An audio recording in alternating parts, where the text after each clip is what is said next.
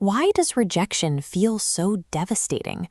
When a deep relationship ends, the experience feels like total psychological annihilation. Bowlby's attachment theory explains why. Children bond with caregivers for biological survival. Proximity equals safety. Separation equals a threat to life. In adulthood, though our physical needs are met, our nervous system reacts to romantic rejection with that same panic. We feel we're physically dying. If the threat isn't to our physical body, we have to look for the invisible material that ties us to another person with such intensity. The depth of the crisis suggests the attachment is structural. We have bonded to a hidden architecture that disintegrates the moment the other person leaves. Modern neuroscience reframes romantic chemistry as a search for nervous system co-regulation. The body constantly scans for familiarity and predictability.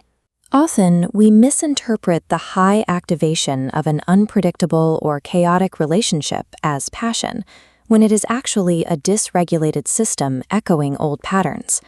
When that relationship ends, the acute pain is a physiological withdrawal from the person we used to regulate our internal state. To maintain these regulators, we often pay a psychological price, described by Winnicott. We develop a false self, a performative shell designed to please the other person, prioritizing belonging over authenticity. Living within this shell is exhausting. Over years, maintaining this performance leads to deep identity confusion and mental burnout. Rejection hurts because it signals that even our most exhausting performance was not enough to secure the connection. Carl Jung expanded this further through the concept of unconscious projection. The traits we find magnetic in a partner, their strength, their creativity, or their freedom, are frequently the dormant, unintegrated parts of our own personality. We project unhealed fragments onto a partner, falling in love with the version of ourselves they activate. We outsource the weight of our identity to this scaffolding. This is why heartbreak feels like annihilation. When they leave, they take those pieces, collapsing our structure. The loss isn't just emotional. It is the literal structural collapse of an identity that we built outside of ourselves.